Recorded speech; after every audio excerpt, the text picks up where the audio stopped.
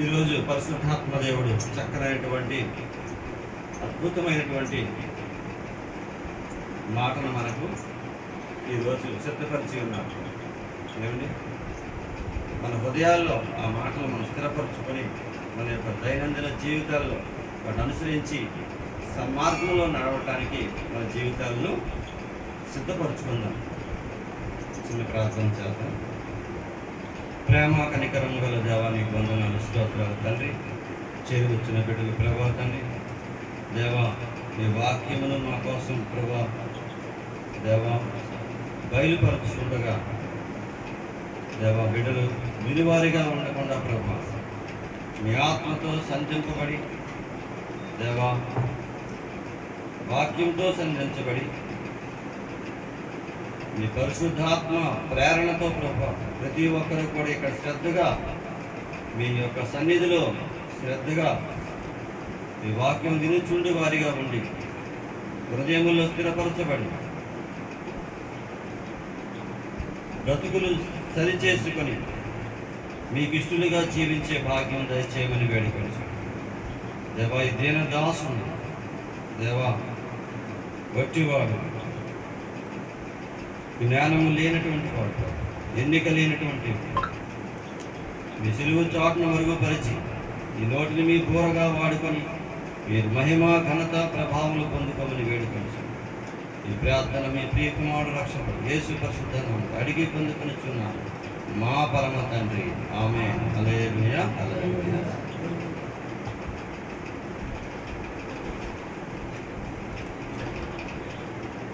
అందరూ బాగున్నారా? ఎలా ఉన్నారు? అందరూ బాగున్నారా? Very good.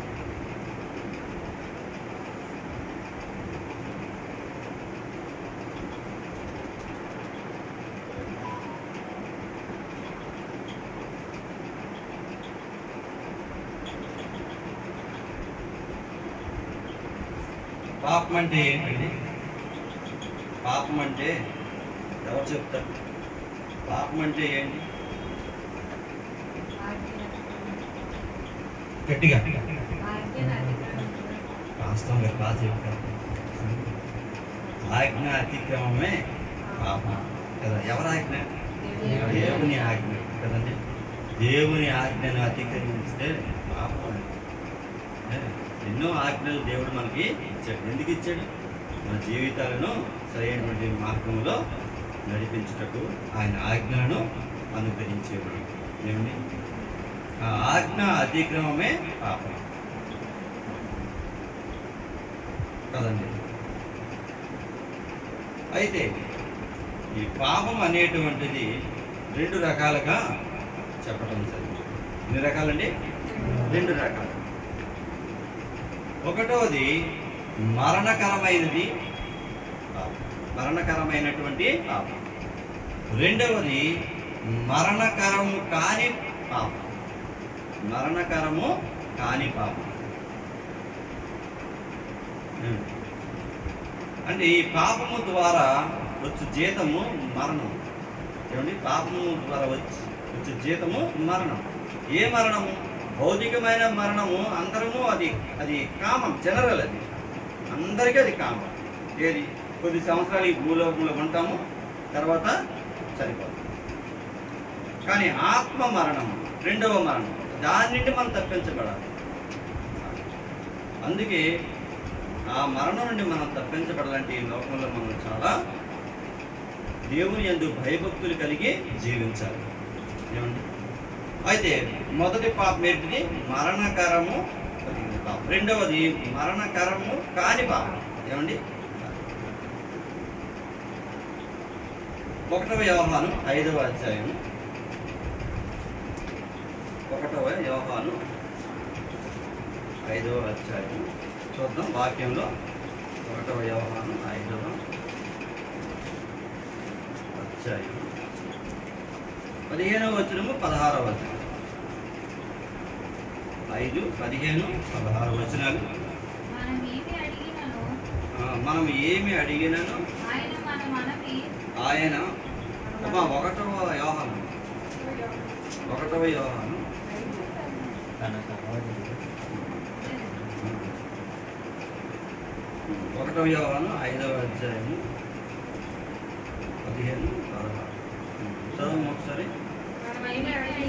మనం ఏమి అడిగినను ఆయన మన మనవి ఆలకించునని మనం ఎరిగిన ఎడల మనము ఆయనను వేడుకొనినవి మనకు మనం ఎరుగుదాము. తన సహోదరుడు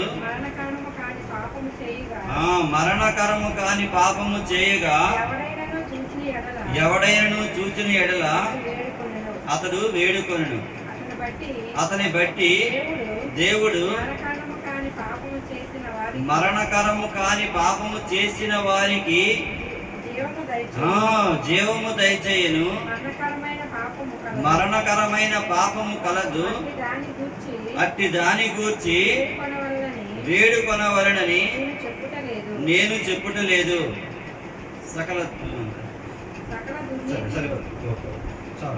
అయితే ఇక్కడ ఏం చెప్పారు? మరణకరము కాని పాపము, రెండవది మరణకరమైన పాపము.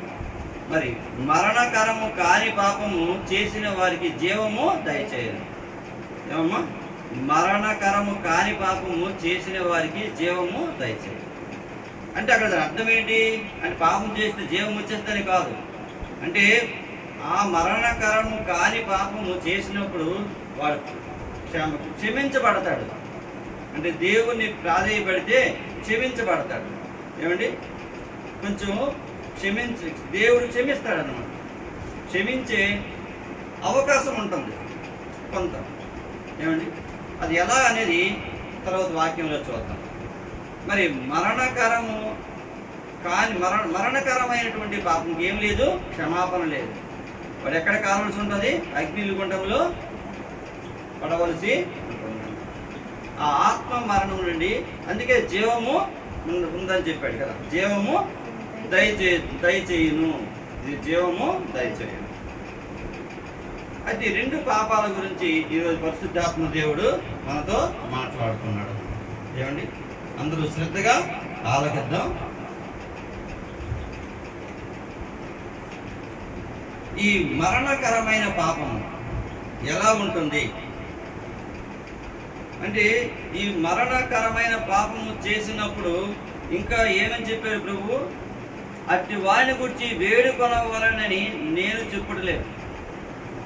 ఆ పాపం చేసిన వాడి కొరకు మనం ప్రార్థన చేసినా దేవుడు ఆలకించడట. ఏమండి? మరణకరమైన పాపం చేసిన వాడి కోసం అయ్యో మనం ప్రార్థన చేస్తే ఆలకించడం. ఫాస్ట్గా దిగొచ్చి ప్రార్థన చేసినా వినడం అన్నమాట. ఏమండి? అయ్యో మా నాన్నే కదా, మా కొడుకే కదా అని ప్రార్థన చేసినా ఆలకించడం. చెప్పాడు వాక్యంలో దేవుడు మాట్లాడుతున్నాడు, నా మాటలు కాదు. ఏమండి?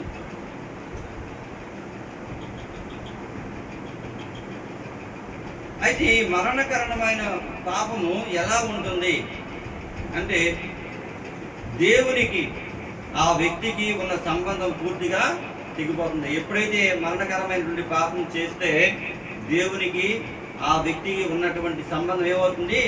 తెగిపోతుంది అన్నమాట. దూరం అయిపోతాడు.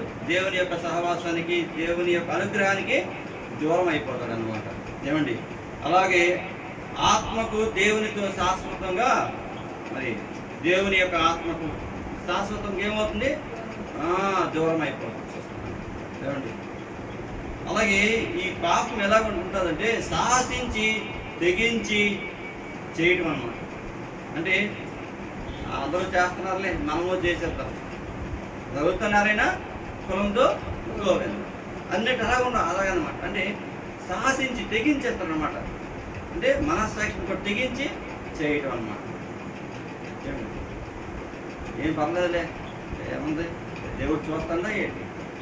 ఏమండి? చేసేద్దాం, అలా చేస్తుంది కదా, మనం చేసేద్దాం. అంటే తెగింపు అనమాట. అంటే ఆ పాపం చేయడానికి తెగించేస్తాం. ఏమండి?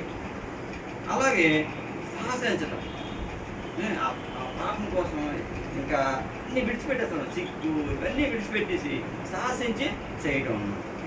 ఏమండి? అలాగే ఇష్టపూర్వకంగా చేయడం. పాపం ఎలా చేస్తాడంటే, మరణకరమైన పాపము ఇష్టంగా చేస్తాడు. అంటే బుద్ధిపూర్వకంగా చేస్తాడు, ఇష్టంగా. ప్రీతికరంగా చేస్తారు పాపం. ఫర్ ఎగ్జాంపుల్ ఏంటంటే జారత్వం చేయకూడదని ప్రభు చెప్పారు. జారత్వం అంటే ఏంటి? పెళ్ళికి ముందు రకరకాలైనటువంటి మగవాళ్ళు అయితే అమ్మాయిలతోటి, అమ్మాయిలు అయితే అబ్బాయిలతోటి, ఇది జారత్వం. అది ఇష్టపూర్వకంగా చేస్తారు. పక్కన చూస్తాను కూడా సిగ్గుండదు. ఏమండి, అది మరణకరమైన పాపం. ఎందుకు మరణకరమైన పాపం? ఇష్టంగా చేస్తాం, ఆలోచన పూర్వకంగా చేస్తాం, దేవునికి విరుద్ధంగా చేస్తాం. ఆయన ఆజ్ఞను అతిక్రమం పాపం కదా, ఆయన ఆజ్ఞను అతిక్రమించి చేస్తున్నాం కదా. అంటే ఎగ్జాంపుల్ చెప్తాను. ఏమండి, అది క్షమించబడుతుందా? క్షమించ. సో ఇలా మరణకరమైనటువంటి పాపం. ఏమండి, అయితే నెక్స్ట్ పథకం వేసుకొని చేసేది. ఒక పథకం, ప్రణాళిక, స్కెచ్ గీసుకుంటాడు అనమాట. ఈరోజు ఇలా చేయాలి, ఇలా చేయాలని ఏం చేస్తాడు? ప్లాన్ అనమాట. స్కెచ్ గీసుకుంటాడు. మనం చూస్తాం కదా సినిమాల్లో, స్కెచ్ గీసుకుంటాడు. వాడిని ఎలాగా అంతరం చేద్దాం అంతే చూస్తాం కదా సినిమాల్లో. అలాగే విలన్ టైప్ అనమాట. స్కెచ్ గీసుకొని చేయటం. అర్థమైందమ్మా? దాన్ని ఏమంటాం? పథకం వేసుకొని చేయటం. చెప్తాను దానికి ఉదాహరణ పట్టించారు. పథకం వేసుకొని చేసేది అంటే ప్రణాళిక అనమాట. స్కెచ్ గీస్తావురా, స్కెచ్ గీయాలరా అంటారు. స్కెచ్ గీయాలి అదనమాట స్కెచ్, ప్రణాళిక. మరి ఈ విధంగా ఉంటాయి. మరణకరమైనటువంటి పాపానికి దారి తీసుకుంటాం. మొదటిది సాహసించి తెగించి చేయటం. సాహసించి తెగించి చేయటం. అలాగే ప్రణాళిక బుద్ధిపూర్వకంగా చేయటం, ఇష్టపూర్వకంగా చేయటం, పథకం వేసుకొని చేయటం. మరి కొంతమంది మన పరిశుద్ధ గ్రంథంలో కొంతమంది ఇటువంటి మరణకరమైన పాపం చేసిన వారు ఉన్నారు. వారికి ఏమి లేదు?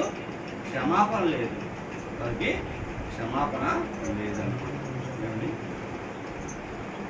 అందులో కోరాహు అండి, కోరాహు లేవి వంశంలో ఈ కోరాహు 12 గోత్రాలు కూడా, అందులో లేవి గోత్రంలో కోరాహు అనే అతను ఏం చేస్తాడంటే మోషేకు, ఆరోనుకు ఎదురు తిరుగుతాడన్న. మీరేనా యాజకులు? మీరే అని దేవునికి మీరే సన్నిహితులా? మీరే దేవుని యొక్క పరిచర్య చేసేవారా? మేము చేయలేమా? మేము కూడా లేవీలమే కదా అని గర్వించి ఒక 250 మందిని పోగు చేసుకుంటాడు. ఏదైనా తిరుగుబాటు చేసి ఏముండదు, మన ఇంకా జనబలం ఉండాలి కదా. అందుకు అతను ఒక 250 మందిని పోగు చేసుకొని ఎవరి మీద తిరగబడతాడు? మోషే మీద తిరగబడ్డాడు. కానీ మోషే ఎవరి ద్వారా ఎన్నుకోబడ్డాడు? దేవుని ద్వారా ఎన్నుకోబడ్డాడు. ఎందుకు ఎన్నుకోబడ్డాడు? ఇజ్రాయేల్ ప్రజల్ని నడిపించడం. ఎక్కడి నుంచి? ఐగుప్తు దేశంలో బానిసలుగా ఉన్నటువంటి వారిని విడిపించుటకు దేవుడు ఏర్పాటు చేసుకున్నాడు. ఏమండి, మనకు చూడండి, కొంతమంది నాయకులు మనకి ఉన్నారు కదా, గాంధీ అని, నెహ్రూ, వీళ్ళందరూ ఆ రోజుల్లో అప్పుడు వాళ్ళు పోరాటం చేశారు మన బానిసత్వం నుంచి. అలాగా బానిసత్వం నుంచి విడిపించడానికి ఏర్పాటు చేసుకున్నారన్నమాట. అప్పటికి మోషే నేను చేయలేనన్నా సరే నేను నీకు తోడుగా ఉంటానని చెప్పి ఏర్పాటు చేసుకున్నటువంటి వ్యక్తి ఎవరు? మోషే. అటువంటి మోషే మీద తిరగబడితే ఎవరి మీద తిరగబడినట్లు? దేవుని మీద తిరగబడినట్లు. ఏమండి, ఒకసారి చూద్దాం. సంఖ్యాకాండం 15వ అధ్యాయం.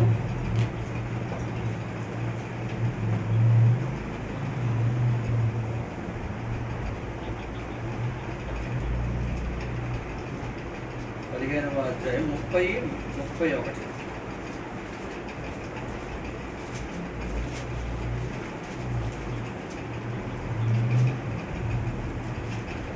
అయితే దేశమందు పుట్టినవాడే కానీ పరదేశీయే కానీ ఎవడైనా సాహసించి పాపం చేసిన ఎడల వాడు యెహోవాను ధృవీకరించిన వాడగును కనుక అట్టి వాడు నిశ్చయముగా జనుల్లో ఉండకుండా కొట్టివేయబడును. వాడు యెహోవా మాటను అలక్ష్యము చేసి ఆయన ఆజ్ఞను మీరినందుకు నిశ్చయముగా కొట్టివేయబడును. వారి దోషశిక్షకు వాడే కారణం. చూసారండి, సాహసించి చేయటం. సాహసించి చేస్తే ఏమవుతుంది? మరణ శిక్షకు వాడే పాత్రుడు అవుతాడు. వాడికి వాడే ఉత్తరవాది అవుతాడు అన్నమాట. దేవుడు అయితే ఇక్కడ కోరాహు అదే పని చేశాడు. సాహసించి ఎవరి మీద తిరగబడ్డాడు? దేవుడి మీదే తిరగబడ్డాడు. తిరగబడితే అతనికి వచ్చినటువంటి గొప్ప శిక్ష ఏంటో చూద్దాం ఒకసారి.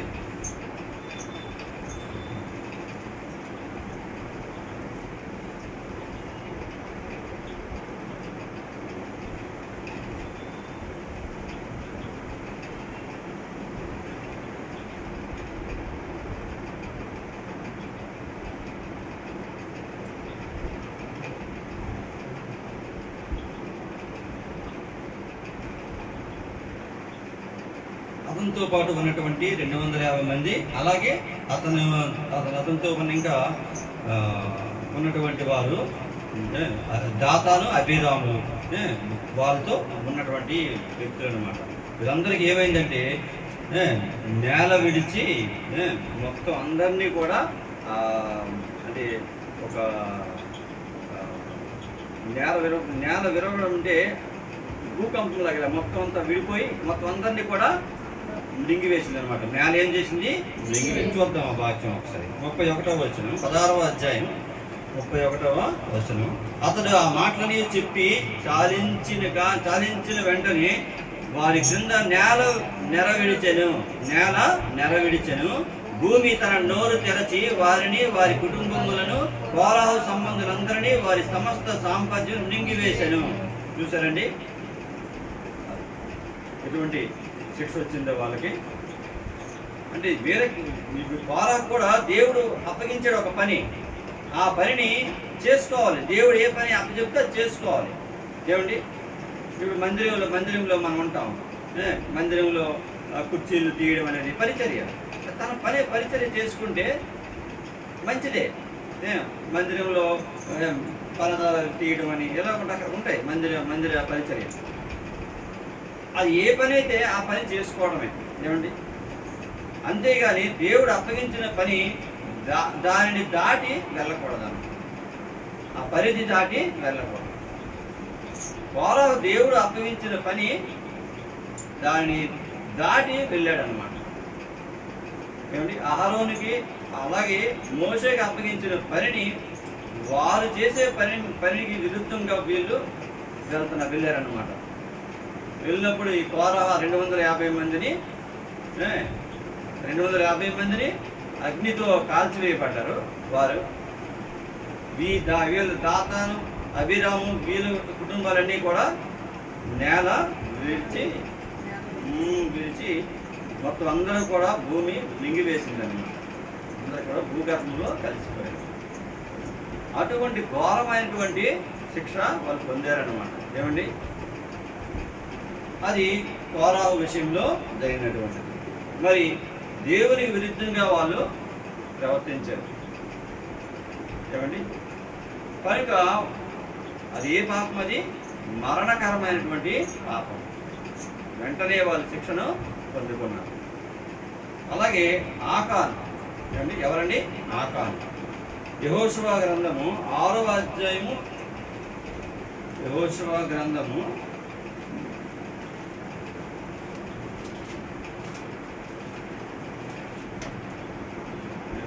6-7 అధ్యాయాలు చదివితే మనకి అర్థమవుతుంది. అయితే ఇక్కడ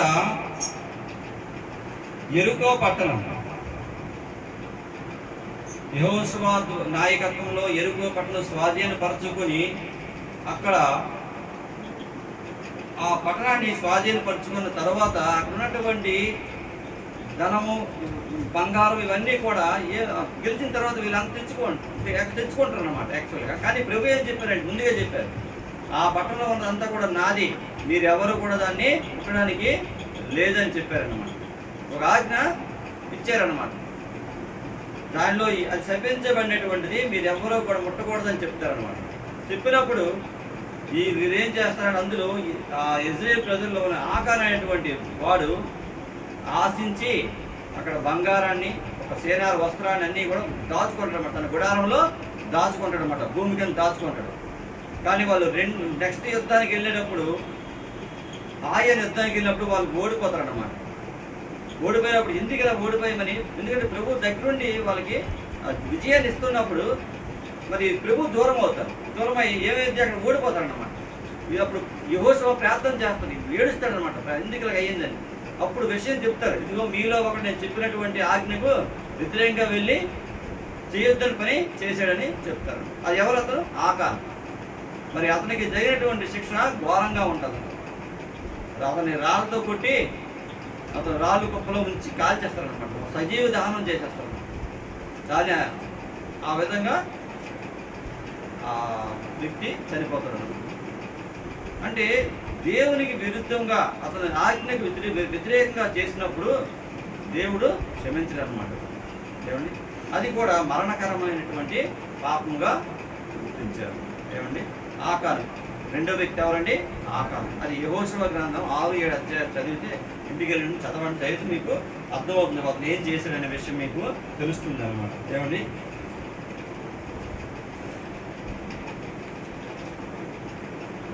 అలాగే మూడో వ్యక్తి ఎవరంటే యోధా ఇస్కరియోతు. యోధా ఇస్కరియోతు మనకు తెలిసిందే.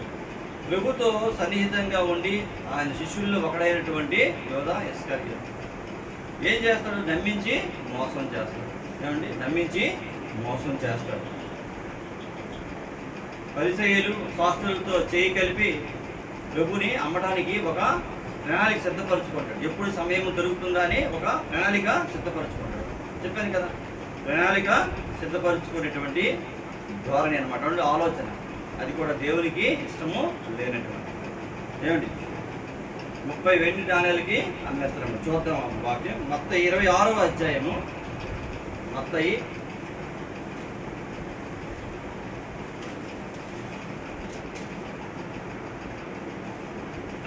26 14-15 వచనాలు.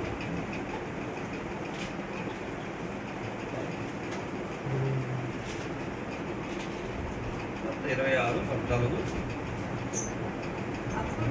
అప్పుడు 12 మందిలో ఒకడగు ఇస్కరియోతు యూదా ప్రధాన యాజకుల యొద్దకు వెళ్ళి, నేను ఆయనను అప్పగించిన ఎడల నాకేమి ఇద్దురని వారిని అడిగాను. అందుకు వారు 30 వెండి నాణెములు తూచి వానికి ఇచ్చిరి. వాడు అప్పటి నుండి ఆయన అప్పగించుటకు తగిన సమయము కనిపెట్టుచుండాను. చూసారండి, దేవునితో యేసుక్రీస్తు వారితో 3.5 సంవత్సరాలు ఆయనతో ఉండి ఆయన క్రియలు, అద్భుత క్రియలన్నీ చూసినటువంటి వాడు. కానీ అతని యొక్క ప్రణాళిక సిద్ధపరచుకోండి, ఎలాగ ఏ విధంగా యేసుక్రీస్తుని అప్పగించడం అని ప్రణాళిక సిద్ధపరచుకొని ఆయన ఏం చేశాడు? ప్రభుని అప్పగించండి, ప్రభుని మోసం చేశాడు, నమ్మించి మోసం చేశాడు. సో అతను చివరికి ఏమయ్యాడు? తనకు తానే గురి వేసుకొని చనిపోతాడు. కనీసం ఆయనలో పశ్చాత్తాపం కూడా లేదు. అయ్యో నేను ఆ ప్రభుకి అలా చేశానని పశ్చాత్తాపం కూడా లేనటువంటి వ్యక్తిగా మిగిలిపోయాడు. ఆఖరికి గురి తీసుకొని చనిపోతాడు. ఎవరండి అతను? మొదట వాడు ఎవరు చెప్పాను? మొదట కోరాహు. నేల విడిచి మొత్తం భూమిలో కలిసిపోతాడు, భూగర్భంలో కలిసిపోతాడు. తర్వాత రెండో వాడు ఆకాన్. ఏం చేస్తాడు? దొంగతనం చేస్తాడు. దేవుడు వద్దనేవి దాచుకుంటాడు అన్నమాట. బంగారము, సేనారు, వస్త్రాలు. ఏమండి, మూడో వ్యక్తి యోధా ఇస్కరియోతు. ఏమండి, నాలుగో వ్యక్తి ఆనియా సప్పీరా. ఎవరండి? ఆనియా సప్పీరా. వీరు కూడా ఏం చేస్తారంటే, అప్పుడు సంఘము ఏర్పాటు అయిన తర్వాత, యేసుక్రీస్తు చనిపోయిన తర్వాత, ఆయన పునరుత్థానం అయిన తర్వాత ఆనియా సప్పీరా వాళ్ళు సంఘాన్ని వృద్ధి చేస్తున్న సమయంలో, అభివృద్ధి అవుతున్న సమయంలో అందరూ కూడా తమ యొక్క ఆస్తులను అమ్మి సంఘానికి ఇస్తుంటారు. అలాగే వీళ్ళు కూడా తమ ఇంటిని అమ్మి కొంత సొమ్ముని తీసుకొని వస్తారన్నమాట. వచ్చినప్పుడు కొంత దాచుకుంటారు అన్నమాట, పూర్తిగా ఇవ్వరు. దాచుకొని ఏం చేస్తారంటే, పేతురు గారు అడిగినప్పుడు ఏం చెప్తారంటే, నేను మొత్తం అంతా తెచ్చారంటే తెచ్చామని అబద్ధం ఆడతారు అన్నమాట. కానీ కొంత వాళ్ళు దాచుకున్న విషయాన్ని చెప్పరు. చెప్పిస్తే ప్రాబ్లం లేదు, నేను కొంత ఉంచుకోవాలంటే కొంత సంఘానికి తీసుకొచ్చారంటే ఏమీ లేదు. కానీ అబద్ధం ఆడతాడు అనమాట. ఇంకా అబద్ధం ఆడి ఇంకా చెప్తున్న సమయానికి తను కూడా ప్రాణాలు కోల్పోతాడు అనమాట. ఇంకా తన భార్య ఎప్పుడే వస్తుంది, తనకు కూడా అయినప్పుడు తన కూడా అలాగే చెప్తుంది అనమాట, తను కూడా చనిపోతుంది. అప్పుడు ఒక మంచి మాట ప్రభువు పలుకుతాడు, చూద్దాం అన్నమాట ఒకసారి. అననీయ సప్పీరా మత్తయి 12వ అధ్యాయము, అపోస్తుల కార్యాలు 5వ అధ్యాయము,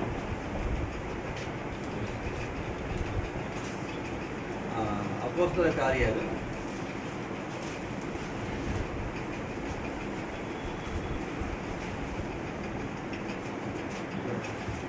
'అననీయ అను ఒక మనుషుడు తన భార్య అయిన సప్పీరతో ఏకమై పొలమమ్మెను. భార్య ఎరుకని వాడు దాని నెలలో కొంత దాచుకొని కొంత తెచ్చి అపోస్తుల పాదం ఎత్తు పెట్టారు. అప్పుడు పేతురు, అననీయ, నీ భూమి నెలలో కొంత దాచుకొని పరిశుద్ధాత్మను మోసపుచ్చుటకు సాతాను ఎందుకు నీ హృదయంలో ప్రేరేపించను? అది నీ యొద్దనున్నప్పుడు నీదే కదా, అమ్మిన పిమ్మట అది నీ వశమై ఉండలేదా? ఎందుకు ఈ సంగతి నీ హృదయంలో ఉద్దేశించుకున్నావు? నీవు మనుషులతో కాదు దేవునితో అబద్ధం ఆడితేవని వానితో చెప్పాను. చూసారండి, ఎవరితో అబద్ధం ఆడి? మనుషులతో కాదు దేవునితో అబద్ధం ఆడితేవని చెప్పాను. ఏమండి, అననీయ ఈ మాటలు వినుచూనే పడి ప్రాణము విడువగా వినిన వారికి అందరికీ మిగుల భయము కలిగాను. అంటే అక్కడ దైవజనులు అంటే భయము భక్తి ఉండాలి. ఈ ఏమై అంటారులే అంటే ఒక సామాన్య మానవుడుగా చూశాడు ఆ దైవజనుడు. ఎవరు? అననీయ. అంతే కదా, వెంటనే అబద్ధం ఆడి అతని దగ్గర మామూలు వ్యక్తే కదా అని అబద్ధం, కానీ దేవుడు అక్కడ శిక్ష విధించాడు. ఏమండి, తర్వాత అలాగే అననీయ దేవునితో అబద్ధమాడితివని వానితో చెప్పాడు. అననీయ ఈ మాటలు వినుచుని తన పడి ప్రాణము విడువగా విని వారికి అందరికీ మిగులు భయము కలిగారు. అప్పుడు పడుచువారు లేచి వారిని బట్టతో చుట్టి మోసుకొని పోయి పాతిపెట్టి ఇంచుమించు 3 గంటల సేపటికి వాని భార్య జరిగినది ఎరుగక లోపలికి వచ్చారు. అప్పుడు పేతురు, మీరు ఆ భూమిని ఇంతకే అమ్మిదిరా, నాతో చెప్పుమని ఆమెను అడిగాను. అందుకు ఆమె, అవును ఇంతకే అని చెప్పారు. అందుకు పేతురు, ప్రభు యొక్క ఆత్మను శోధించుటకు మీరెందుకు ఏకీభవించిరి?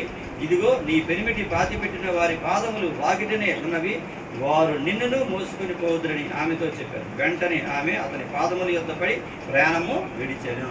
చూసారండి, అననీయ సప్పీరా వారు కూడా అబద్ధమాడి తన యొక్క ప్రాణాలను కోల్పోయారు. అంటే మరణకరమైన పాపం అంటే ఇలాగ ఉంటుందన్నమాట, మరణకరమైనటువంటి పాపం. అందుకే మనము చాలా జాగ్రత్తగా ఉండాలన్నమాట, దేవుని విషయంలో చాలా జాగ్రత్తగా ఉండాలి. అందుకే ఆ పరిశుద్ధ దేవుడు మనందరి కోసం మన పాప పరిహారార్థమైన ఈ లోకంలో వచ్చాడు. ఆయన రక్తంలో మనం కడగబడాలి. ఏమండి, కడగబడాలి, అందరూ ఆయన రక్తంలో కడగబడాలి. ఇప్పుడే మనము నీతిమంతులుగా తీర్చబడతాం. ఏమిటి, అలాగే మత్తయి 12వ అధ్యాయము 31వ వచనం. మత్తయి 12వ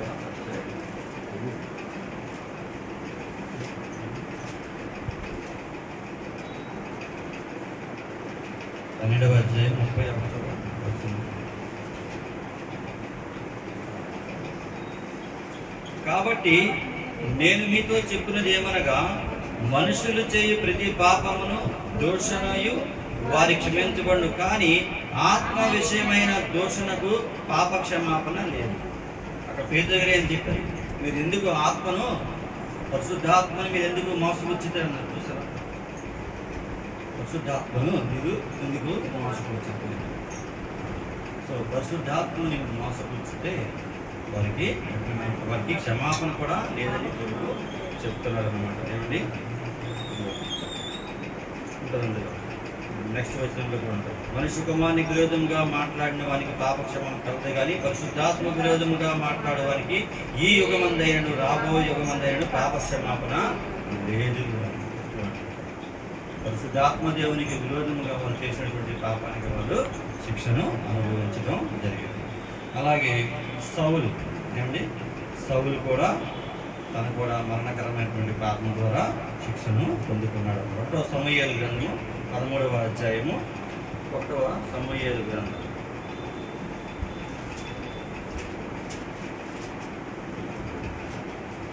13వ అధ్యాయము 12, 13 వచనములు. ఇంకను యెహోవాను శాంతిపరచక మునిపే ఫిలిష్తీయులు గిల్గాలుకు వచ్చి నా మీద పడుదురనుకొని నా అంతట నేను సాహసించి దహన బలి అర్పించింది. నేను చాలు. ఇక్కడ దహన బలి ఎవరు అర్పించాలంటే యాజకుడు, అంటే పాస్టర్ గారు చేయాలి. పని ఎవరు చేయాలి? పాస్టర్ గారు చేసినటువంటి సమూయేలు అనే పాస్టర్ గారు చేసినటువంటి పని ఎవరు చేశారు?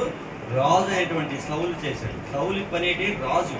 ఆయన పరిపాలన చేయాలి తప్ప ఇలాగ యాజక ధర్మాన్ని చేయకూడదు అనమాట. మరి దేవుడు సాహసించి, అందుకే చూడు ఏమన్నాడు? సాహసించి దహన బలి అర్పించింది నేను. అది దేవునికి విరుద్ధంగా పని చేశాడు. ఎలా చేశాడు? సాహసించి చేశాడు. అది దేవునికి ముందు చెప్పిన సాహసించి చేయకూడదు, తెగించి చేయకూడదు. అయితే చేస్తే అది దేవుని యొక్క ఉగ్రతకు బలి అవ్వాల్సిన పరిస్థితి వస్తుంది అనమాట. ఏమంటే అయితే ఇక్కడ చదువు. అందుకు సమూయేలు ఇట్లా, నేను నీ దేవుడని యెహోవా నీకిచ్చిన ఆజ్ఞను గైకొనక నీవు అవివేకం పని చేసిందివి. నీ రాజ్యమును ఇశ్రాయేలీయుల మీద సదాకాలము స్థిరపరచుటకు యెహోవా తలచి ఉండెను. అయితే నీ రాజ్యము నిలవదు. యెహోవా చిత్తానుసారమైన చాలు. అయితే ఇక్కడ దేవునికి విరోధంగా చేశాడు అన్నమాట. సాహసించి చేశాడు. చేయడం వల్ల ఏమైంది? తను కూడా శిక్షకు గురయ్యాడు అనమాట. ఏమండి? తను కూడా శిక్షకు గురై చంపబడ్డాడు అనమాట. అతను కూడా ఎవరైతే ఫిలిష్తీయులు చంపడు ఆ ఫిలిష్తీయుల ద్వారానే చంపబడ్డాడు. చూసారా? అంటే దేవునికి విరోధంగా మనం ఏది కూడా అడుగులు వేయకూడదు. ఆయన ఆజ్ఞలు అంతే మనకి పరిశుద్ధమైనటువంటి గ్రంథము ఎవరు మనకి అనుగ్రహించాడు. దయచేసి ఏమండి? దాని ప్రకారం మనం జీవించడానికి మనం మన జీవితాలను దాని ప్రకారం మన జీవితాన్ని కొనసాగించాలి. ఏమండి?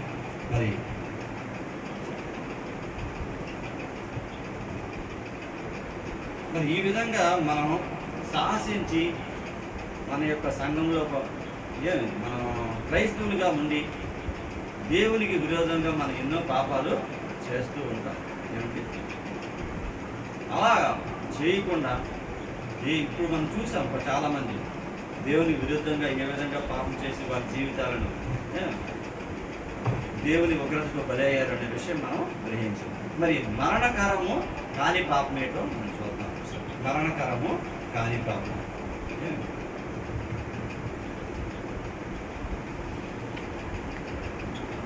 ఈ పాపం ఎలా ఉంటుందంటే దేవునికి ఆ వ్యక్తికి మధ్య సంబంధం బలహీనపడుతుంది. సంబంధం ఉంటుంది, బలహీనపడుతుంది. కానీ పాపం చేసిన తర్వాత ప్రభుని మొరపెట్టుకొని, ప్రభువా మరి ఇంకెప్పుడు ఈ పాపం నేను చేయను అని దేవుని సన్నిధిలో విలపించి ఏడ్చి కన్నీరు కార్చి తన యొక్క పాపాన్ని ఒప్పుకొని ప్రాయశ్చిత్త పడిన తర్వాత అతనికి ఏం పొందుకుంటాడు? పాప క్షమాపణ పొందుకుంటాడు అన్నమాట. ఏమండి? మరలా ఆ పాపాన్ని మళ్ళా చేయకూడదు అన్నమాట. చేస్తే మళ్ళా ఉగ్రతకు గురవుతాడు. అందుకు పశ్చాత్తాపడి క్షమాపణ అడగాలన్నమాట దేవుని. ఏమండి? అప్పుడు అతనికి ఏం పొందుకుంటాడు? క్షమాపణ పొందుకుంటాడు అన్నమాట. ఏమండి? ఆ విధంగా కొన్ని జీవితాలు మన పరిశుద్ధ గ్రంథం నుండి కొన్ని జీవితాలు మనం దృష్టాంతాలుగా చూద్దాం. అంటే ఇది ఎలా ఉంటుందంటే తెలియక కొన్నిసార్లు చేస్తాం. ఏమండి? కొన్నిసార్లు తెలిసి అంటే తెలియక చేస్తాం. కొన్ని పొరపాటున జరిగింది అంటాం కదా, అటువంటివి క్షమించబడతాయి అన్నమాట. ఏమండి? అలాగే ఉద్దేశపూర్వకంగా కాదు, ఉద్దేశపూర్వకంగా చేయము. అంటే అనాలోచించ అనుకోకుండా జరుగుతుంటాయి కొన్ని సందర్భాలు. అలాగే నెక్స్ట్ వీటికి కొన్ని సందర్భాల్లో అబద్ధం ఆడతాం. కానీ మరలా దేవుని దగ్గర మరలా ఒప్పుకున్న తర్వాత మళ్ళీ రెండోసారి అది చేయడానికి వీలు లేదు. అర్థమైందమ్మా? క్షమించబడుతుంది, కానీ మళ్ళా పాపాన్ని మళ్ళా చేయకూడదు. దొంగతనం చేస్తుంది తప్పుడు ఇది అనుకోకుండా కొన్ని సందర్భాల్లో కొన్ని ఆచరించింది అలాగే. అయితే అలాగా నెక్స్ట్ అసూయ. ఏమండి, ఒకరి మీద అసూయ పడతాం. అసూయ పడినప్పుడు మీరు కొంచెం పైకి ఎదిగినప్పుడు అసూయ వస్తుంది. కానీ దేవుని దగ్గర అసూయ పడ్డాను ఒప్పుకొని మరలా రెండోసారి అసూయ అనేటువంటి నీలో ఉండకూడదు. మరలా ఒకసారి అసూయ పడి మరలా ఇంకొకరి మీద మరలా అసూయ పడితే అది ఇటువైపు వస్తుంది, మళ్ళా మరణకరమైన పాపం కింద వచ్చేస్తుంది. ఏమండి, ఇప్పుడు కయీను అసూయ పడ్డాడు. ఎవరి మీద? తన తమ్ముడి మీద, హేబేలు మీద అసూయ పడ్డాడు. అసూయ పడి ఎంతవరకు దారి చేసింది? ఆ తమ్ముడిని చంపినంతవరకు దారి చేసింది. ఏమండి, మరి అతను ఏమయ్యాడు? దేవుని ఉగ్రతకు బలైపోయాడు. ఎవరు? కయీను. దేశదిమ్మరిగా బలైపోయాడు. దేవుడు శిక్షించాడు కదా. అలాగా అసూయ కానీ, అలాగే ద్వేషము, కక్ష, ఒకసారి కొన్ని సందర్భాల్లో చిన్న ఉంటాయి కక్ష, కానీ అది మళ్ళా రిపీట్ కాకూడదని ప్రభువు చెప్తున్నాడు అనమాట. ఏమండి, లేదా అది ఏమవుతుంది? మరణకరమైన పాపం కింద వచ్చేస్తుంది అనమాట. అది దేవుని ఉగ్రతకు దారి చేస్తుంది అనమాట. ఏమండి, సంఖ్యాకాండం 15:25 ఒకసారి చదవము. సంఖ్యాకాండం 15:25.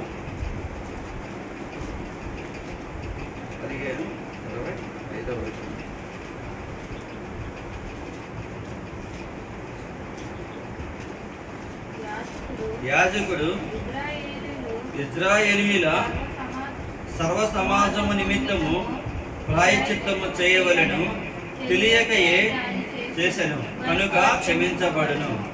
వారు పొరపాటున చేసిన పాపములు బట్టి తమ ఆత్మనమును అనగా యెహోవాకు చెందవలసిన హోమమును పాప పరిహారార్థ బలిని యెహోవా సన్నిధికి తీసుకొని రావాలి. ఇక్కడ ఏమని చెప్పారమ్మా? తెలియకయే కానీ చేసిన దాన్ని క్షమించబడును. తెలియక చేసినప్పుడు క్షమించబడుతుంది అన్నమాట. ఏమండి, పొరపాటును చేసినప్పుడు అది క్షమించబడుతుంది. మరలా ఆ తప్పుని క్షమించిన తర్వాత మరలా చేస్తే అది ఏమవుతుంది? అది మరలా క్షమించాలనేటువంటి పాపం కింద it is considered as not to be forgiven. అందులో పేతురు. ఏమండి, పేతురు భక్తులు చేసినటువంటి పొరపాటు ఏంటంటే 3.5 సంవత్సరాలు ప్రభుత్వం ఉన్న శిష్యుడే, కానీ యేసుక్రీస్తు నాకు ఎవరో తెలియదని తన ప్రాణ భయంతో చెప్పేస్తాడు అన్నమాట సైనికుల దగ్గర. అలాగే ఒక చిన్నది అడిగినప్పుడు కూడా అలాగే చెప్తాడు అన్నమాట. కానీ ప్రభుత్వం ఏమన్నాడు? నేను మీతో పాటు మీతో ఉంటానని చెప్తాడు అనమాట పేతురు భక్తులు. కానీ అబద్ధం ఆడతాడు. నీ ఉమ్మారు అబద్ధం ఆడతావు అన్నప్పుడు 3 సార్లు అబద్ధం ఆ కోడి కోయికి ముందే నీకు 3 సార్లు అబద్ధం ఆడతావు ప్రభు చెప్పినప్పుడు నేను అబద్ధం ఆడనని అంటాడు అనమాట. కానీ 3 సార్లు అబద్ధం ఆడతాడు అనమాట. కానీ ఆడిన తర్వాత ఆయన అలా ఉండిపోలేదు. తెలిసిన తర్వాత ఎంతో పశ్చాత్తాపడతాడు అనమాట. చూద్దాం ఎలా పశ్చాత్తాపడతాడు ఒకసారి. మొత్తం 26వ అధ్యాయము.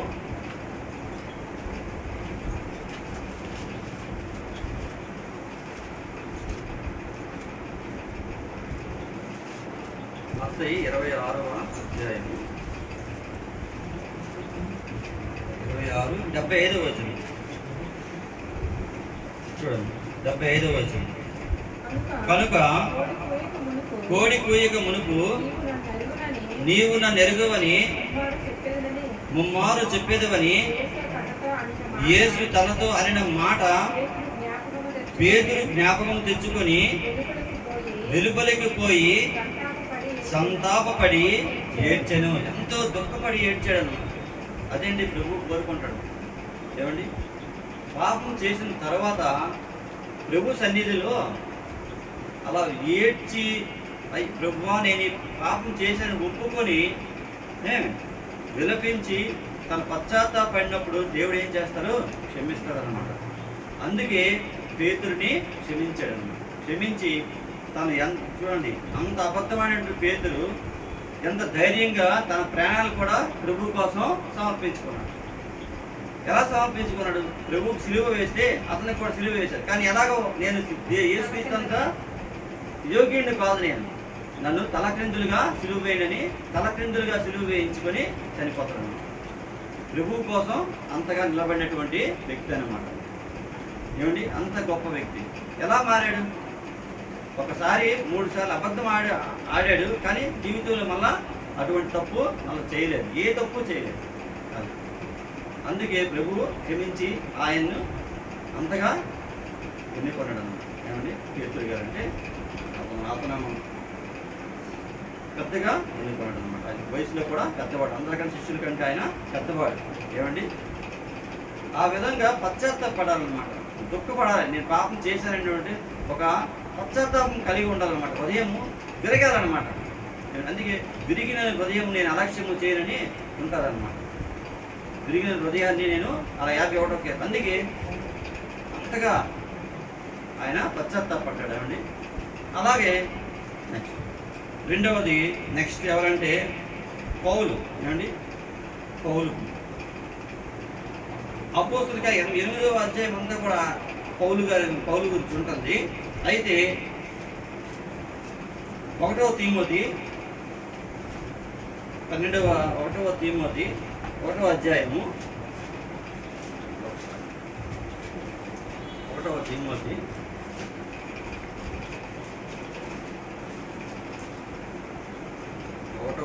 1వ అధ్యాయము 12వ వచనం చూడండి. పౌలు గారు ఏమని మాట్లాడుతున్నట్టే ఒకసారి చూడండి. పూర్వము దోషకుడను హింసకుడను హానికరుడనైన నన్ను తన పరిచర్యకు నియమించి నమ్మకమైన వానిగా ఎంచినందుకు నన్ను బలపరిచిన మన ప్రభువైన క్రీస్తు యేసు కృతజ్ఞుడై ఉన్నాను. తెలియక అవిశ్వాసం వలన చేసి తిని కనుక కనికరింపబడితని. ఏమండి, తెలియక చేశాడనమాట. అవిశ్వాసం, అంత ముందు విశ్వాసం లేదు క్రీస్తు మీద. ఎందుకు? అతనికి యెహోవా దేవుడు అని అతను ముద్ర వేసుకొని, ఇశ్రాయేలు ప్రజలు యెహోవా మీద విశ్వాసం కలిగి ఉంటారు కాబట్టి క్రీస్తు గురించి తెలియదు అప్పుడు అతనికి. ఎప్పుడైతే క్రీస్తు యొక్క దర్శనాన్ని పొందుకుంటాడో, సౌలా నీవు ఎలా హింసించున్నావు, దమస్కస్ వెళ్తాడు. ఎందుకు వెళ్తాడు? క్రైస్తవులందరినీ కూడా హింసించడానికి వెళ్తాడు. వెళ్తున్నప్పుడు క్రైస్తవుల్ని హింస పెడతాడు, అందరినీ చంపేస్తుంటాడు. క్రైస్తవుల్ని చంపినప్పుడు క్రీస్తు కనిపించి సౌలా నీవు నన్ను ఎలా హింసించున్నావు అని అడిగినప్పుడు ప్రభు అడుగుతాడనమాట. అడిగినప్పుడు నీవెవడని అడుగుతాడు అనమాట. నీవెవడమంటే నీవు హింసించున్న క్రీస్తు అన్నప్పుడు అతను మారు మనసు పొందుతాడు. అతని యొక్క కళ్ళు, ఆ దేవుని యొక్క ప్రకాశానికి కళ్ళు కనిపించవన్నమాట. ఇంకా అదంతా తర్వాత 8వ అధ్యాయం చదివితే మీకు అర్థమవుతుంది అంతా. అయితే ఆ విధంగా అతను పశ్చాత్తాపడతాడు. ఏమండి, ఎవరు? సౌలు పౌలుగా మారుస్తారు. అప్పుడు పేరు మారుతుంది అన్నమాట, పౌలుగా మారుతారన్నమాట. అయితే అతను ఏమన్నాడు? తెలియక అవిశ్వాసం వలన చేస్తుంది. అంతకుముందు అతను ఎవరట? దోషకుడు, హింసకుడును, హానికరుడునైన నన్ను తన పరిచర్యకు నియమించి నమ్మకమైన వానిగా ఎంచినందుకు నన్ను బలపరిచిన మన ప్రభువైన క్రీస్తు యేసుకు కృతజ్ఞుడై ఉన్నాను. తెలియక అవిశ్వాసం వలన చేసి తిని కనికరించబడ్డాడు, క్షమించబడ్డాడు. ఎందుకు? తెలియక చేసేటప్పుడు. ఏమండి, అంటే క్రీస్తు గురించి విషయం తెలియక అతను చేశాడు కాబట్టి క్షమించబడ్డాడు. ఏమండి,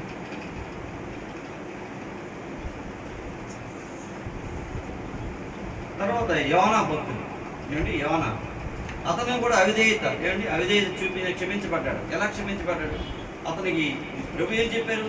నినేవేకి వెళ్ళమంటే అక్కడ పాపంతో నిండి ఉంది ఆ పట్టణం అంతా, నీ వెళ్ళి సువార్త చెప్పు అని అంటే అది ఎక్కడ వెళ్ళిపోతాడు? దేవుని మాట కనుక తార్షీషుకి వెళ్ళిపోతాడు. దేవుడు ఇడి చెబితే అటు వెళ్తాడు అనమాట. అప్పుడు ఏమవుతుంది? సముద్రంలో చేప మీకు పడేస్తారు వాళ్ళు. సముద్రంలో ఇతను ప్రయాణం అవుతుంటే ఏమవుతుంది? అలలు వస్తాయి, భయంకరమైన అలలు వచ్చి అతను ఈ నీళ్ళు విధంగా ఇతని వల్లే మాకు ఇవన్నీ వస్తాయని అతను ఏం చేస్తారు? ఏమన్నా సముద్రంలో పడేస్తారు. పడిస్తే చేప మింగుతుంది. చేప ఇదంతా దేవుని ప్రణాళిక. చేప మింగినప్పుడు, చేప కడుపులో 3 రోజులు ఉన్నప్పుడు దేవుని పశ్చాత్తాపడతాడు, ఏడుస్తాడనమాట, చెప్తాడనమాట నేను చేసిన పొరపాటు. అప్పుడు దేవుడు క్షమించి మరలా దేవుని కార్యాన్ని చేస్తాడనమాట. అంటే వాళ్ళలో ఏం చూశారు? ప్రభు క్షమాగుణ, పశ్చాత్తాప గుణాన్ని చూచాడనమాట. అందుకు ప్రభు మనం పాపం చేసినప్పుడు మరలా ఆ పాపాన్ని చేయకుండా మనం దేవుని యొక్క పాప సన్నిధిలో మనం ఏం చేయాలి? క్షమాపణ అడగాలి.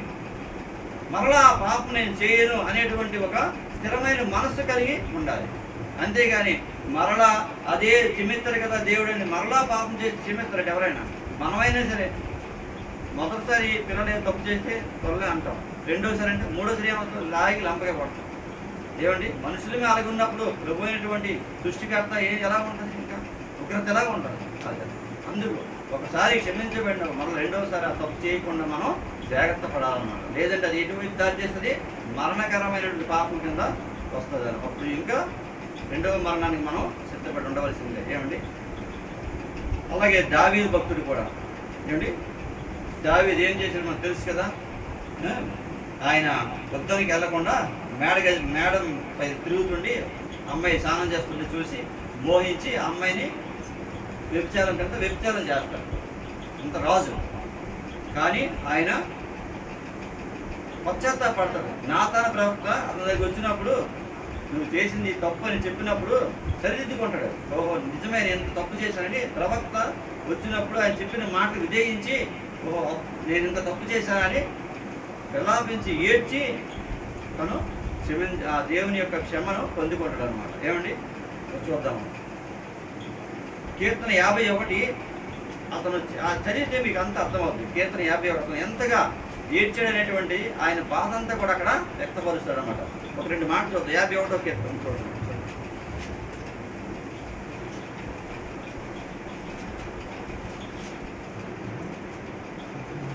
కీర్తన 51.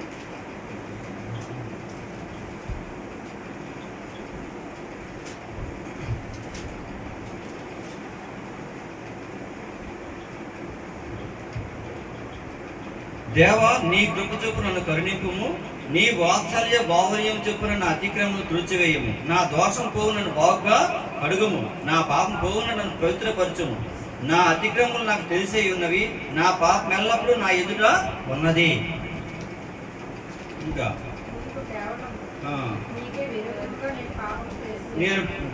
నేను పాపము చేసి ఉన్నాను, నీకే విరోధముగా నేను పాపము చేసి ఉన్నాను. నీ దృష్టి ఎదుట నేను చెడుతనము చేసి ఉన్నాను. అది తర్వాత ఎక్కడికి వచ్చు నెక్స్ట్ 5వ వచనం 6వ వచనం. నీవు అంతరంగములో సత్యం కోరుచున్నావు, ఆంతర్యమున నాకు జ్ఞానము తెలియజేసేదువు. నేను పవిత్రుడగినట్లు ఇస్సోపుతో నా పాపము పరిహరింపము, హిమము కంటే నేను తెల్లగా ఉండినట్లు నీవు నన్ను కడుగుము. సో ఈ విధంగా ఈ కీర్తన అంతా కూడా మీరు చదివితే మీకు అర్థమవుతుంది. సో తను చేసినటువంటి ఆ పాపమని ఆయన పశ్చాత్తాపడతాడనమాట, ఏడుస్తాడనమాట, కన్నీటితో వేడుస్తాడనమాట. అందుకే నా కన్నీటితో నా పడకంతా కూడా కొట్టుకుపోతుందని కూడా అంటాడనమాట. కొట్టుకుపోవడం అంటే అంతగా విలపించి ఏడ్చని అర్థం అన్నమాట. ఏమండి, తను పథకం ప్రకారం కూడా ఈ బెత్షెబ అనే ఆమెతో వ్యభిచరించినప్పుడు తన భర్తను కూడా చంపేస్తాడు. ఒక పథకం ప్రకారం చంపుతాడు. అందుకే చెప్పాను కదా పథకం. అయినా ఎందుకు క్షమించబడ్డాడు? అంత పథకం వేసి చంపినప్పటికీ, హత్య చేసినప్పటికీ క్షమించబడ్డాడు. ఎందుకు క్షమించబడ్డాడంటే ప్రభుని అంతగా విలపించి ఏడ్చి తన పశ్చాత్తాప హృదయంతో ఆయన ప్రభు పాదం ముందు ఏడ్చాడనమాట. ఏడ్చి తన బాధ అంతా చెప్పి క్షమాపణను పొందుకోగలిగాడు.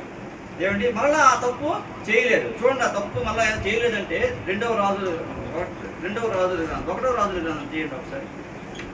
1వ రాజుల గ్రంథం చూడండి. 1వ రాజుల గ్రంథం మరలా అటువంటి తప్పు మళ్ళా జీవితంలో చేయలేదండి. ఒక ఉదాహరణ 1వ రాజుల గ్రంథం చూడండి. రాజైన దావీదు బహు వృద్ధుడు కాగా సేవకులు అతనికి ఎన్ని బట్టలు కప్పాను, అతనికి బెట్ట కలుగక ఉండెను. కాబట్టి వారు, మా ఏలిన వాడవు రాజువగు నీ కొరకు తగిన చిన్నదాన్ని వెతుకటం మంచిది. ఆమె రాజైన నీ సముఖమందుండి నిన్ను ఆదరించి బెట్ట కలుగుటకు నీ కౌగిటిలో పండుకొనమని చెప్పి ఇజ్రాయేలీల దేశపు దిక్కులన్నిటిలో తిరిగి ఒక చక్కని దానిని వెతికి అభిషగు అను సునేమీయురాలని చూచి రాజునందుకు తీసుకుని వచ్చిరి.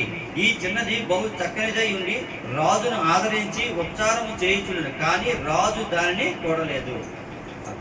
చూసారండి, మరలా 2వసారి ఆ తప్పును చేయలేదన్నమాట. ఒకసారి క్షమించబడిన రాజు దావీదు రాజు 2వసారి మరలా అటువంటి తప్పు చేయలేదన్నమాట.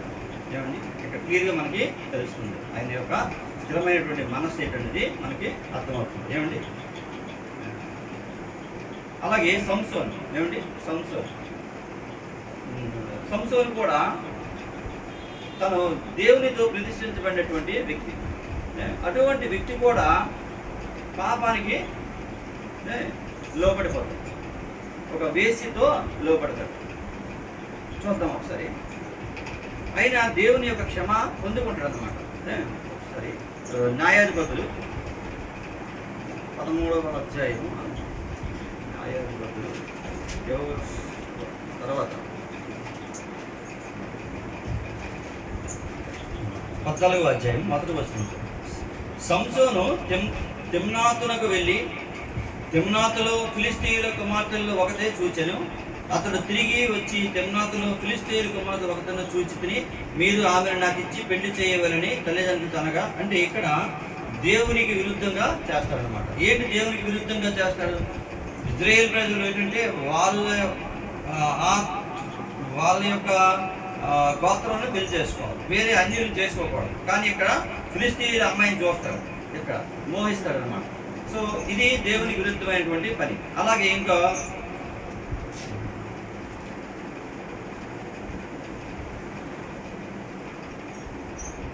16వ అధ్యాయంలో ఒకసారి 16వ అధ్యాయం.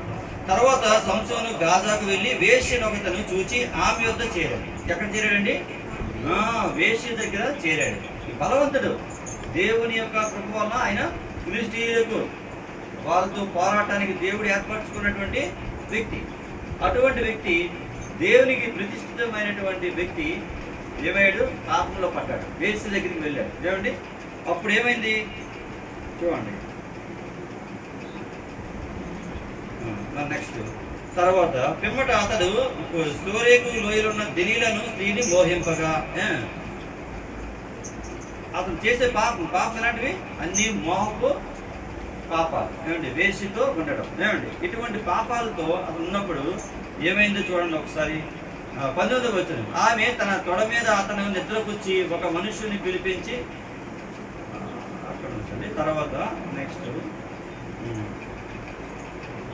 చూడండి 20వ వచనం. ఆమె సంసోను ఫిలిష్తీయులు నీ మీద పడుచున్నారనగా అతను నిద్ర మేలుకొని ఎప్పటియట్లు నేను బయలుదేరి విరజమ్ము పొందునని. బలవంతుడు కదా, ఇలా అనుకుంటాడు. శత్రులు వచ్చేస్తారు. అప్పటికే ఆమె ఏం చేసింది? ఆ వేశ్య శత్రువులకు అప్పచెప్పడానికి కోసం ఆమె నటించింది. కానీ ఇదే అతనికి తెలియదు. కానీ అతను ఆ వేస్తూ ఉండడం వల్ల ఏమైందంటే ఇతనికి ఉన్నటువంటి ఆ బలమంతా పోయింది అనమాట. అంటే ఒకప్పుడు దేవుడు అతనితో ఉండేవాడు. ఉన్నప్పుడు ఏమైంది? బలంగా యుద్ధం చేసేవాడు. ఇప్పుడు శత్రులు వచ్చేసరికి యుద్ధము చేయలేకపోతాడు. ఎందుకు చేయలేకపోతాడు? పాపంతో ఉన్నాడు. పాపంతో ఉన్న దగ్గర దేవుడు ఉంటాడు, ఉన్నాడు. అందుకు ఆ దేవుడు విడిచిపెట్టాడు. ఆ విషయం అతను తెలియదు. అంటే మనం అనుకుంటాం, నాకు ఎప్పుడు దేవుడు నాతో ఉంటాడులే అనుకుంటాం. మనం ఎప్పుడైతే పాపాన్ని దగ్గర అవుతామో దేవుడు మనకి దూరం అయిపోతున్నటువంటి జ్ఞానం మనం కలిగి ఉండాలన్నమాట ఎప్పుడైనా సరే. అందుకు అప్పుడు మనం దాన్ని విడిచిపెట్టి దేవుని మనం ఆశ్రయించి దేవుని పొందుకోవాలి ఎప్పుడైనా సరే. ఏమండి? అదే జరిగింది చూడండి. అయితే యెహోవా తన ఎడబాబుని అతనికి తెలియదు. చూసారండి? దేవుడు విడిచిపెట్టిన విషయం అతనికి గ్రహింపు లేకపోయింది. ఎందుకు గ్రహింపు లేదు? పాపంతో కూరుకుపోయాడు కాబట్టి. ఏ పాపం అది? దేవునికి అయిష్టమైనటువంటి విచారంలో ఉన్నాడు వాడు. ఏమండి? సంసోను. అయితే అప్పుడు ఫిలిష్తీయులు అతను పట్టుకొని అతని కన్నులను ఓడదీసి గాజాకు అతను తీసుకుని వచ్చి ఇత్తడి సంఖ్యలతో అతన్ని బంధించారు. ఎందుకు? అతని బలవంతం లేదు. ఇంకా అతను శరీర బలం అనుకుంటాడు అతను. కానీ దేవుని శక్తి వల్ల అతను ఇవన్నీ చేస్తాననే విషయాన్ని గ్రహింపు అతనికి లేకపోయింది. ఎందుకు లేకపోయింది? వేసితో ఉండడం వల్ల, పాపంలో కూలిపోయి ఉండడం వల్ల మరి అతనైనటువంటి దేవుని యొక్క శక్తి కనపడలేదు అతనికి. ఏమండి? అప్పుడు చూడండి లాస్ట్ 28వ వచనం చూడండి. అప్పుడు సంసోను యెహోవా ప్రభువా దయచేసి నన్ను జ్ఞాపకం చేసుకునము అని ప్రార్థన చేస్తాడు. అప్పుడు చూసారా? అప్పుడు అతను ఏమొచ్చింది? అతను మారు మనసు వచ్చింది. అతని కళ్ళుగా పీకి పడేస్తాడు. ఏమండి? అవన్నీ చాలా చదివితే మీకు బాగా అర్థమవుతుంది. చదవండి ఒకసారి. ఆ తర్వాత ఇదిగలేక 13వ అధ్యాయం. అప్పుడు సంసోను యెహోవా ప్రభువా దయచేసి నన్ను జ్ఞాపకం చేసుకునము, దేవా దయచేసి ఈసారి మాత్రమే నన్ను బలపరచుము. ప్రాధేయపడుతున్నాడు, బలపరచుము అని ప్రాధేయపడుతున్నాడు. అప్పుడు నా 2 కనుల నిమిత్తం ఫిలిష్తీయులను ఒక్కమారే దండించి పగ తీర్చుకునిమ్మని యెహోవాకు మొరపెట్టాడు. అది ప్రార్థన చేశాడు అన్నమాట. అప్పుడు ఆయన క్షమించబడి మరలా దేవుని ఆత్మను పొందుకొని అక్కడ యుద్ధం చేయగలుగుతాడు అన్నమాట. అది అంటే ఆ విధముగా ఏమండి మనం ఇప్పుడు 2 రకాలైనటువంటి పాపం చూసాం. మరణకరమైనటువంటి పాపము, అక్కడ క్షమాపణ లేనటువంటిది, పడినటువంటి అంటే మనం దేవుని యొద్దకు ఆయన పాద సన్నిధికి మనం వెళ్ళి క్షమించమని అడిగినప్పుడు మళ్ళీ ఆ పాపాన్ని చేయకూడదు. చూసి దావీదు మళ్ళీ ఆ పాపం చేయలేదు జీవితంలో. ఏమండి అలాగా మనం దేవుని క్షమా పొందుకున్న తర్వాత మరలా ఆ పాపం వైపు మళ్ళీ మనం చూడకూడదు. అంటే ఒక పంది వల్లే ఉండకూడదు, కుక్క తన వాంతికి తిరిగినట్లు మనం అటు తిరగకూడదు అనమాట. ఏమండి అలాగా ఎబ్రీ లాస్ట్ చూద్దాం ఒకమాట. ఎబ్రీ పత్రిక 10వ అధ్యాయము, ఎబ్రీ పత్రిక 10వ అధ్యాయము 26వ వచనం. ఎబ్రీ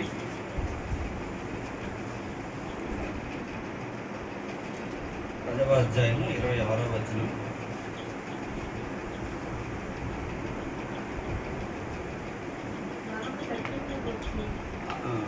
మనము సత్యమును గూర్చి